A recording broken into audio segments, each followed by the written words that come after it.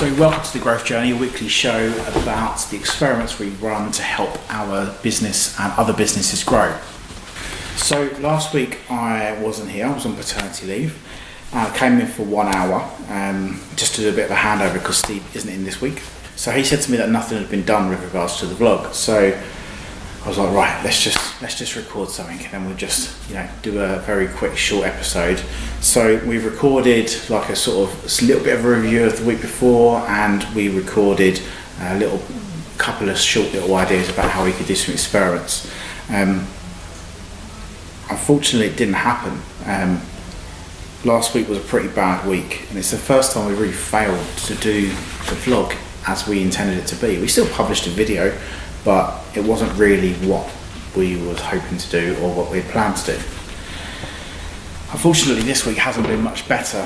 I've just come back from paternity leave and I've been working reduced hours, so I've been working 10 till 4 instead of 9 till 5:30. And as any fellow parents know, having a newborn baby in the house and a toddler means your life's a little bit more hectic and a little bit more tiring than it normally is. And I haven't quite been my usual 100% self.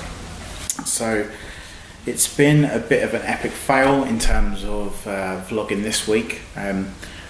So I had a bit of a head scratching moment about what I thought I should do, and I thought the most useful thing that I could do would be to record some of the thoughts about why I think it's difficult to vlog every single week. And hopefully you might learn something from that, and potentially if you're going to do it, you might be facing these challenges, or this might just resonate with you if you've been doing the same kind of thing. So the first thing on my list is motivation.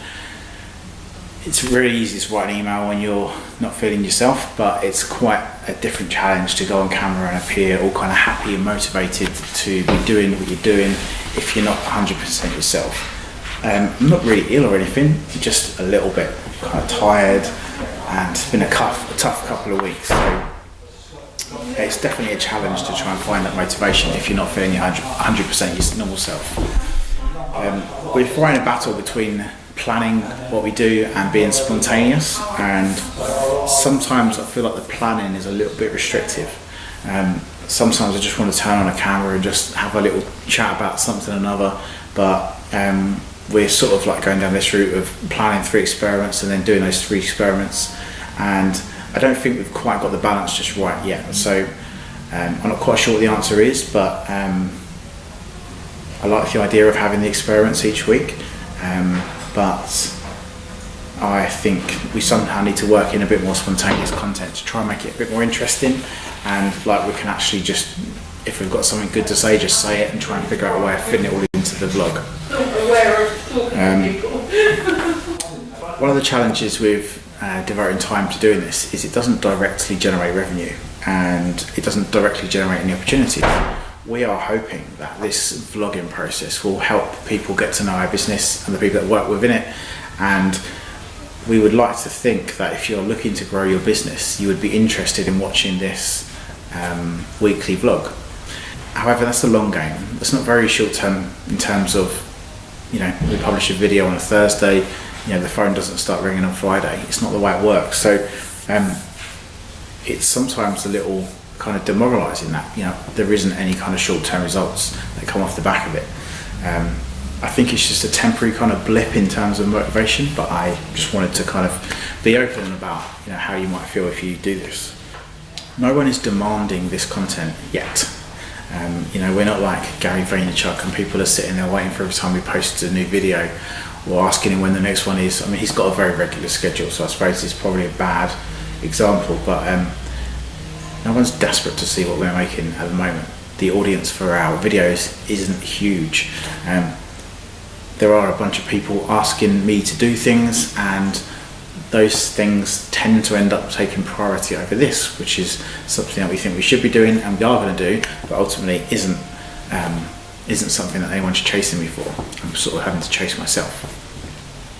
There is no real template to follow with regards to doing this. Obviously vlogging isn't a new thing, we didn't invent it, but the way that we are trying to do this and how we are trying to use it within a business, I think is quite unique. There isn't many business vloggers that are out there. Gary Vaynerchuk springs to mind. There was a real estate guy in New York, I forget his name. He's just started a weekly vlog, but there really isn't that many weekly vlogs, and it's sometimes requires a little bit more effort and enthusiasm than you might think to keep doing it. It's it's quite time consuming in terms of actual mental capacity and minutes and hours in the day.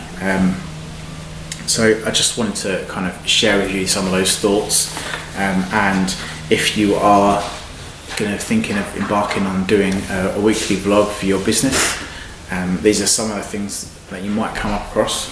I do hope you found this episode helpful in some way. It's definitely not what we planned to do, but I wanted to keep to the weekly schedule, and here it is. So let us know what you think of this video. Let us know what you think of the format. Try to switch it up with regards to location, get a slightly different background to make it a bit more interesting. Let us know what you think in the comments below. Hit subscribe if you haven't already, and until next week.